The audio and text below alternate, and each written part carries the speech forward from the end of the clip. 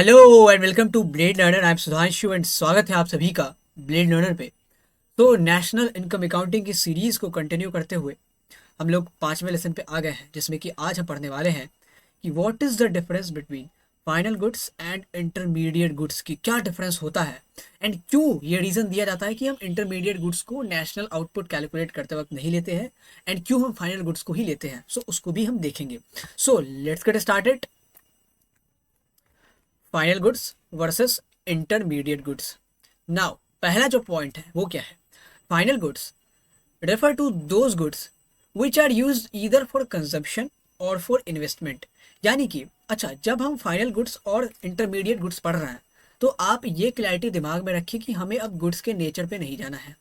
Nature पे नहीं जाना है, नेचर को आप नो बोल दे। लाइक वो मिल्क है तो फाइनल गुड्स हो गया, वीट है तो इंटरमीडिएट गुड्स हो गया। This is not the concept. Nature के बजाय आप कॉन्सेंट्रेट करें what is the end use of the product. Last का जो यूज है, फाइनल यूजर उस प्रोडक्ट के साथ क्या कर रहा है। Depending upon the end use of the product we classify them to either कि वो फाइनल गुड्स है या इंटरमीडिएट गुड्स है। तो हम किस बेसिस पे तय करते हैं? उनके एंड यूज के बेसिस पे कि फाइनल कंज्यूमर जो खरीद रहा है वो उसके साथ क्या कर रहा है। So basically this is the concept. तो फाइनल कंज्यूमर जो खरीदता, final consumer means any consumer जो अगर खरीद रहा है फाइनल गुड्स को, तो इधर वो कंजप्शन पर्पस के लिए खरीदता है या इन्वेस्टमेंट पर्पस के लिए। इसको थोड़ा इलेबोरेटली समझ लेते हैं। So final goods are classified into two types. दो कैटेगरी में हम बेसिकली फाइनल गुड्स को क्लासिफाई कर सकते हैं। एक कंज्यूमर गुड्स। कंज्यूमर गुड्स मतलब कि अगर किसी फाइनल गुड को कंजम्पशन के मोटिव से खरीदा जा रहा है। कंजम्पशन के मोटिव से कहने का मतलब मेरा कि जो एंड यूजर है वो इस पर्पज से खरीद रहा है कि इसको मुझे कंज्यूम करना है। Like for example, if a milk is being sold in a shop, एक दुकान में मिल्क मिल रहा है, तो if I am going there and वो मिल्क मैं इसलिए खरीद रहा हूँ कि भाई मुझे वो दूध पीनी है, that is the consumption of milk. But अगर वो मिल्क कोई और रेस्टोरेंट वाला खरीद रहा है जिसको कि उस मिल्क से चीज़ बनानी है, सो उसको रिक्रिएट करना है, उसको कंज्यूम नहीं करना। So basically you need to understand the difference between consumption and recreation. Consumption and recreation का जो डिफरेंस है वो आपको पता रहना जरूरी है। कंजम्पशन मीन्स हमें उसका भोग करना, हमें उसका कंजम्पशन करना, बट रिक्रिएशन मीन्स आप खरीद के उससे कुछ नया प्रोडक्ट बनाते हो। लाइक सिंपली मिल्क का एग्जांपल, अगर कोई कंज्यूमर खरीद रहा है कंजम्पशन पर्पज से, तो that would be considered as consumer goods. While अगर कोई रेस्टोरेंट वाला खरीद रहा है कि मुझे उस दूध से आगे चीज़ बनानी है या कर्ड बनाना है, जो भी बनाना है for my restaurant, then it is known as recreation. तो उसको हम इंटरमीडिएट गुड्स में लेते हैं, उसको फाइनल गुड्स में नहीं लेते हैं, बिकॉज एक ही गुड्स के बहुत यूज़ हो सकते हैं। इसीलिए मैंने कहा था कि नेचर ऑफ गुड्स पे नहीं जाना है, किस तरीके से उसका यूजेज हो रहा है, एंड यूज़ क्या है उसको देखना है। लाइक यही मिल्क, सेम मिल्क कोई रेस्टोरेंट वाला खरीद रहा है, then it would not be considered as final goods. But अगर वही सेम मिल्क अगर मैं खरीद रहा हूँ या मेरे जैसा कोई कंज्यूमर खरीद रहा है जिसको कि वो कंज्यूम करना है, इधर उससे चाय बनानी है या चाय बना के भी खुद कंज्यूम करना, तो भी फाइनल गुड्स में ही आएगा। ऐसा नहीं कि चाय बना के हम रिक्रिएट कर रहे हैं दूध को, ऐसा नहीं। कंज्यूम तो करना ही है ना हमें, तो we are basically consuming it, तो इसको फाइनल गुड्स में रखेंगे। So this is the concept of consumer goods. Any kind of goods that consumer purchase for the motive of, for the purpose of consumption, that would be considered as consumer goods. Now एक और category होती है final goods की, capital goods. देखिए ये जो consumer good है वो खरीदते हैं house hold. House hold means हम आप जैसे लोग। तो कंज्यूमर गुड्स कौन खरीदेगा? हाउस होल्ड, ठीक है। एंड कैपिटल गुड्स कौन खरीदते हैं? फर्म्स या प्रोड्यूसिंग यूनिट्स। तो फर्म्स किस लिए कैपिटल गुड्स खरीदते हैं, इसका एग्जाम्पल है। कैपिटल गुड्स का क्या करते हैं वो?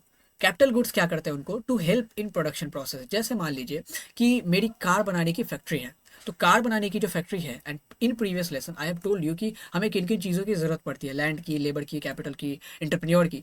तो उसी में मैंने ये बताया था कि आप जो इन्वेस्टमेंट करते हैं कैपिटल का, उसमें इन काइंड में मैंने बताया था कि ये सारी इन्वेस्टमेंट जो मशीनरी आपने लगाई है, जो आपने रॉ मटेरियल के अलावा जो आपने मशीनरी लगाई है, वो सारे इन्वेस्टमेंट आपके आ जाते हैं इन काइंड वाले में। तो आप देखेंगे जो मशीनरी, कार बनाने के लिए हमें मशीनरी चाहिए, रॉ मटेरियल तो चाहिए, लोहे की शीट चाहिए होंगी, शीशा चाहिए होगा, लेकिन उसके अलावा जिस मशीन से हम बनाएंगे वो मशीनरी तो चाहिए ना। सो इस मशीनरी को अगर कोई प्रोड्यूसर खरीदता है अपने कार फैक्ट्री में लगाने के लिए, तो इस मशीनरी को कैपिटल गुड्स कहा जाएगा। क्यों कहा जाएगा? Only because of its end use. End use क्या करना हमें? हमें इससे कार प्रोड्यूस करना है। लेकिन आप कहेंगे ये तो इंटरमीडिएट गुड्स भी कहते हैं, इंटरमीडिएट गुड्स का भी तो हम यूज़ करते हैं ना प्रोडक्शन प्रोसेस में। लेकिन दोनों का यूजेस का जो नेचर है वो अलग अलग है।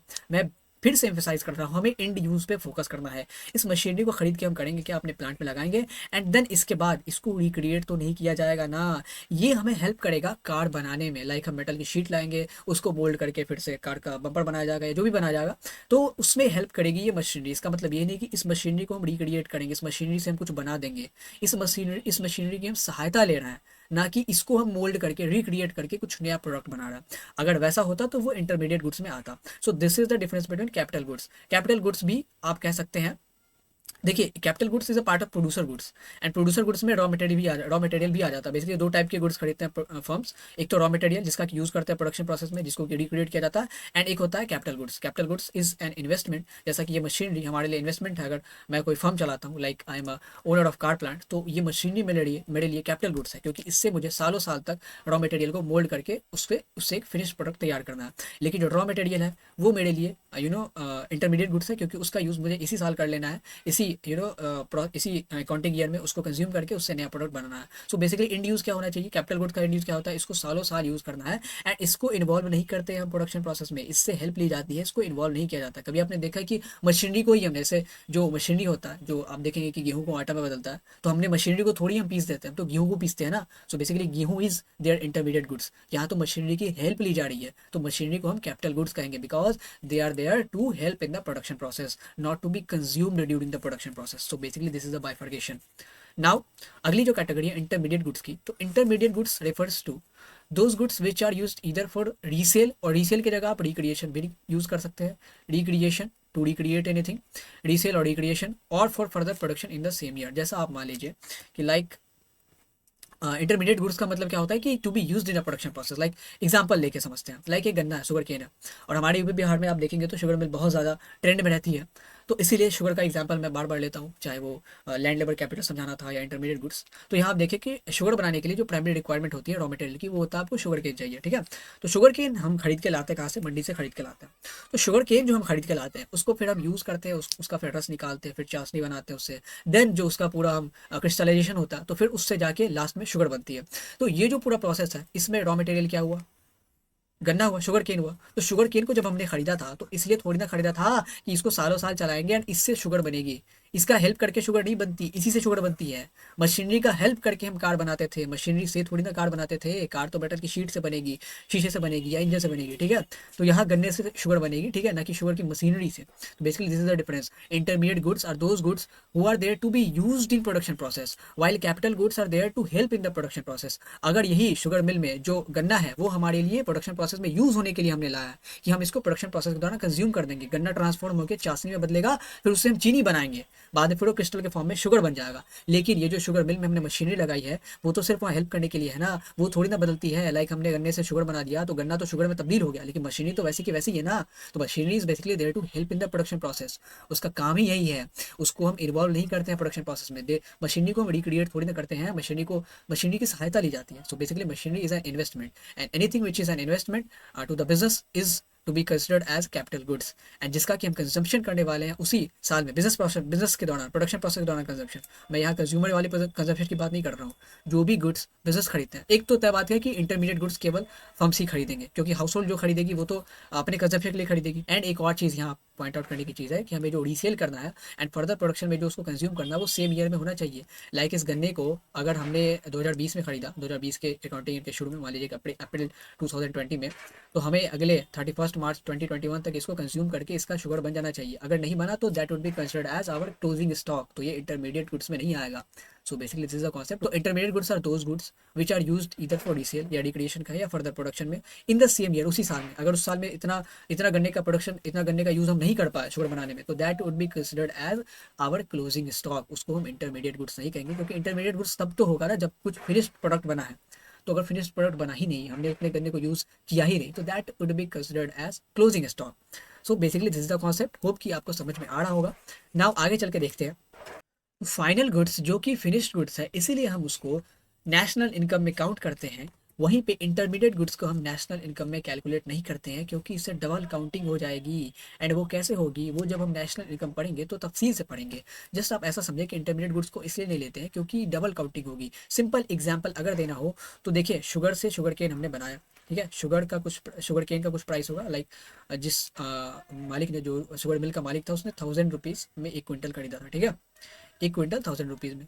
और शुगर जो बन के तैयार हुआ 1 क्विंटल, उससे मान लीजिए 1 क्विंटल ही तैयार हुआ, तो उसको उसने बेचा 5,000 में, ठीक है, शुगर को बेचा 5,000 में। तो फाइनल फाइनल गुड्स क्या है, 5,000, ठीक है, यानी कि जो इस शुगर केन से शुगर जो बिकी है वो 5,000 की बिकी है, ठीक है, इस प्रोडक्शन बाउंड्री के अंदर, शुगर केन से शुगर के अंदर, ठीक है, शुगर केन से जब हम शुगर बना रहे थे उसके अंदर जो फाइनल प्रोडक्ट है वो हमारा 5,000 का बिका है। अब इसमें अगर हम इंटरमीडिएट गुड्स को भी कैलकुलेट करेंगे तो टोटल क्या आ जाएगा, 6,000 का आ जाएगा, 5,000 प्लस 1,000, 6,000। तो अब कह सकते हैं कि टोटल प्रोडक्शन कितना हुआ, 6,000 का। लेकिन असली में तो हमने रॉ मटेरियल को यूज़ करके शुगर बनाया, तो वो तो 5,000 का ही बिका। तो आप कहेंगे कि इस शुगर केन की तो आप वैल्यू कंसिडर कर ही नहीं रहे, इसको भी तो करना चाहिए। जब आप फाइनल गुड्स शुगर की कर रहे हैं जिसकी कोई वैल्यू है, तो जो हमारा रॉ मटेरियल था उसकी तो करेंगे ना। तो रॉ मटेरियल जहाँ से आपने खरीदा था, जैसे जिस किसान के पास से आपने शुगर केन खरीदा होगा, उसके लिए वो फाइनल गुड्स था, आपके लिए ये इंटरमीडिएट गुड्स है। तो उसके फाइनल गुड्स में जहाँ आपने जिस किसान से शुगर केन खरीदा होगा, उसने आपको 1,000 रुपये में बेचा, ऑब्वियसली आपने 1,000 रुपये में खरीदा तो उसने 1,000 रुपये में बेचा होगा, तो उसके लिए वो फाइनल गुड्स था, तो वहाँ वो कैलकुलेट होता है। तो फाइनल गुड्स ही केवल कैलकुलेट होता है। अगर इंटरमीडिएट गुड्स को भी कैलकुलेट करेंगे तो डबल काउंटिंग हो जाएगी। अगर यहाँ कैलकुलेट करते, सिंपल समझिए कि शुगर की वैल्यू जो बिकी है 5,000 की है, और शुगर केन जो हमने खरीदा था 1,000 खरीदा था, दोनों कैलकुलेट करेंगे कितना आएगा, 6,000, ठीक है। और हमने वहाँ जो किसान से जैसे जो शुगर मिल का ओनर होगा, वो किसानों से ही तो शुगर केन प्रोक्योर करेगा ना। तो शुगर केन जिस किसान से खरीदा था उसने भी 1,000 रुपये कैलकुलेट करवा दिए नेशनल इनकम में, तो क्या होगा, इसी शुगर केन की जिसको यहाँ भी कैलकुलेट किया गया और वहाँ भी कैलकुलेट किया गया, तो डबल काउंटिंग आपने देखा कैसे हो गया आसानी से। इसीलिए हम सिर्फ फाइनल गुड्स को लेते हैं, क्योंकि किसी के लिए, जैसे मान लीजिए कि इस शुगर मालिक के लिए, जिस अब सिंपल समझिए, अगर आप शुगर मिल भी चला रहा है तो आपके लिए शुगर फाइनल प्रोडक्ट होगा। लेकिन जो रेस्टोरेंट वाला आपसे शुगर खरीद रहा है और उसको वो मिठाई बनाने में लगाएगा, उसके लिए तो वो शुगर इंटरमीडिएट प्रोडक्ट हो गया। तो वो फिर उस शुगर की वैल्यू को कंसिडर करता तो दिक्कत नहीं हो जाती, फिर तो डबल काउंटिंग होती। तो इसीलिए हम केवल फाइनल गुड्स को ही कंसिडर करते हैं, बिकॉज आपके लिए जो फाइनल गुड्स हैं हो सकता है किसी और के लिए वो इंटरमीडिएट गुड्स हो जाए। लाइक फॉर एग्जांपल, किसी किसान के लिए शुगर केन उसका फाइनल प्रोडक्ट हो सकता है, लेकिन किसी शुगर मिल के लिए वो जो शुगर केन खरीदेगा वो उसके लिए इंटरमीडिएट प्रोडक्ट है। उसी शुगर मिल ओनर के लिए जो उसका शुगर बनेगा वो उसके लिए फाइनल प्रोडक्ट है। बट उस शुगर को अगर कोई रेस्टोरेंट वाला खरीदता है तो रेस्टोरेंट वाले के लिए वो जो मिठाई बनाने के प्रोसेस में यूज किया जाने वाला वो इंटरमीडिएट प्रोडक्ट होगा। So this is the concept now which I am trying to make you understand. इसीलिए हम इंटरमीडिएट गुड्स को कैलकुलेट, नेशनल आउटपुट या नेशनल इनकम कैलकुलेट करते हैं कंसिडर नहीं करते हैं, केवल फाइनल गुड्स को करते हैं for the ease of calculation, ताकि डबल काउंटिंग ना हो। नाउ अगला जो कॉन्सेप्ट है वो क्या है, फाइनल गुड्स चूंकि बन के तैयार है, अब या तो उनका कंसेप्शन होगा या वो प्रोडक्शन प्रोसेस में हेल्प करेंगे, ना कि कंज्यूम प्रोडक्शन प्रोसेस में यूज नहीं होते हैं, वो हेल्प किए जाते हैं, उनसे हेल्प ली जाती है। तो अब उनमें कोई वैल्यू एडिशन नहीं होता। जैसे आपने मशीनरी जो खरीदी थी आपके कार फैक्ट्री के लिए, उसमें आपने थोड़ी ना कुछ वैल्यू एडिशन डाला था। मशीनरी से भले ही आप कितना भी कार बना ले, मशीनरी तो वही रहेगी ना, मशीनरी में थोड़ी ना कुछ वैल्यू एडिशन होता है। लेकिन जो इंटरमीडिएट प्रोडक्ट है, जैसे हमने शुगर कैन में वैल्यू ऐड करके जो 1,000 रुपये की थी उसमें वैल्यू ऐड करके, शुगर कैन में वैल्यू जो 1,000 रुपये की थी उसमें वैल्यू ऐड करके पूरा प्रोसेस से गो थ्रू करवा के एक शुगर बनाया जिसकी वैल्यू 5,000 की होगी, तो 4,000 की वैल्यू एडिशन तो हुई ना यहाँ पे। तो इंटरमीडिएट गुड्स में always there is some value to be added, इसीलिए तो उसको रिक्रिएशन करना बोलते हैं ना। रिक्रिएशन करना मतलब क्या, आप कुछ वैल्यू एडिशन कर रहे हैं। सो फाइनल गुड्स में there is no scope for recreation because they are ready to use for final users. Final goods has crossed the production boundary. Usually जो फाइनल गुड होता है, कोई भी फाइनल गुड, वो प्रोडक्शन बाउंड्री को cross कर चुका होता है। प्रोडक्शन बाउंड्री को क्रॉस करना मतलब उसके पार अब उसका रिक्रिएशन नहीं होगा, मतलब अब no scope for value addition is there, value addition का कोई भी स्कोप अब बचा नहीं है।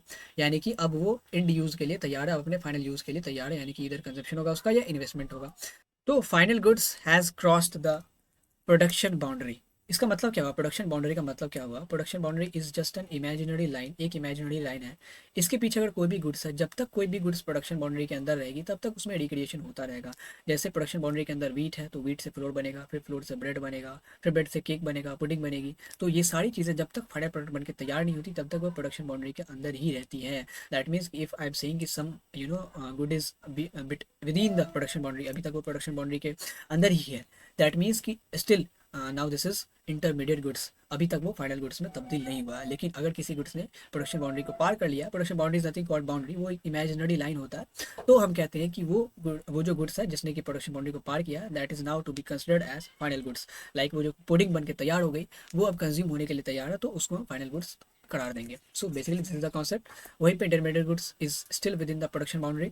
नाउ जो एग्जांपल ले सकते हैं, एग्जांपल मैंने ये मैं बार बार ये बता रहा हूँ कि कोई भी गुड एक आदमी के लिए फाइनल गुड और दूसरे के लिए इंटरमीडिएट गुड्स हो सकता है। जैसे milk, if purchase by household then it would be considered as final goods, क्योंकि वो कंजप्शन पर्पस के लिए है। लेकिन वही मिल्क अगर कोई रेस्टोरेंट वाला परचेज करता है, मिल्क परचेज बाय रेस्टोरेंट, तो वो मिल्क आपका हो जाएगा इंटरमीडिएट गुड्स। वहीं पे आप देखिए मशीनरी इंस्टॉल फैक्ट्री जो हमने देखा था, तो वो कैपिटल गुड्स के कैटेगरी में आएगी। उस मशीनरी का आगे बहुत दिनों तक इस्तेमाल करना है, वो भी एक एक तो ये चीज़ है कि हमें उसको रिक्रिएट नहीं करना। एक कैपिटल गुड्स में एक चीज़ होती है कि हमें नो रिक्रिएशन, कोई रिक्रिएशन नहीं होता है। और दूसरी चीज़ होती है कि इसका ड्यूरेबल यूज़ होता है, बहुत 10 12 15 सालों तक इससे काम लिया जाता है। इंटरमीडिएट गुड्स में रिक्रिएशन भी होता है, एंड उसका जो स्पैन होता है, उसका जो लाइफ स्पैन होता है वो छोटा होता है। या तो इसी साल कंज्यूम कर लेंगे, या अगर बच गया क्लोजिंग स्टॉक में तो अगले ईयर तो उसको कंज्यूम करना ही करना है, नहीं तो बिजनेस क्यों रहा भाई। और अगली चीज़, एक और एग्जांपल ले लेते हैं इंटरमीडिएट गुड्स का। जो पब्लिशर है न्यूज़पेपर वाले, तो वो जो रॉ पेपर लेते हैं उस पर फिर न्यूज़ पब्लिश करते हैं, तो जो रॉ पेपर है उनके लिए वो रॉ मटेरियल टाइप का हो गया, तो वो इंटरमीडिएट गुड्स हो गया, क्योंकि उससे वो फिर रिक्रिएट करके एक न्यूज़ पेपर बनाएंगे, या अगर नोटबुक तैयार करेंगे तो नोटबुक तैयार करेंगे। So this is the concept, this is the difference between final goods and intermediate goods. Always remember two thing, end use and value addition. End use and value addition. अगर कोई value addition अभी भी होना है then it would be considered as intermediate goods. अगर कोई value addition अभी भी होना है, तो अगर नहीं होना है then it would be considered as final goods. End use पे देखेंगे, अगर कंजप्शन या इन्वेस्टमेंट पर्पस के लिए किया जा रहा then it would be considered as final goods. अगर वो प्रोडक्शन प्रोसेस में कंज्यूम होने के लिए किया जा रहा है, प्रोडक्शन प्रोसेस में यूज होने के लिए, किससे कुछ रिक्रिएट या रीसेल करेंगे, so this would be considered as intermediate goods. Like resale करने का एग्जाम्पल क्या हो गया, लाइक आप देखें तो आलू मंडी से जो किराने व परचून वाले होते हैं, आलू उठाई उसने, तो आलू उनके लिए अब रीसेल कर, जरूरी नहीं कि रीसेल और रिक्रिएट दोनों अलग अलग चीज़ें, लेकिन ऑफन इनको सिनोनिमस हम लेते हैं। रिक्रिएट की मतलब जैसे हमने दूध को दूध से रिक्रिएट करके कर्ड बना लिया। रीसेल करना क्या, आलू मंडी से हमने आलू उठाई एंड देन उसको रीसेल कर दिया उसी साल, ठीक है, तो वो हमारे लिए इंटरमीडिएट गुड्स हो गया। जैसे कोई जो परचून वाला होगा, उसने जो आलू उठाई मंडी से, तो वो मंडी से उठाई, वो उसके लिए इंटरमीडिएट गुड्स हो गया, उसको फिर वो रीसेल करके उससे पैसे कमाएगा, तो जिसको बेचेगा उसके लिए वो फाइनल गुड्स हो गया। ठीक है, this is the concept. Hope you have understood it, और होप कि मैंने सही से समझा होगा। Thanks for watching. Have a great day. And if you have liked the content, then do subscribe this channel and make sure that you hit the subscribe button. Thanks for watching. Me Sudhanshu signing off.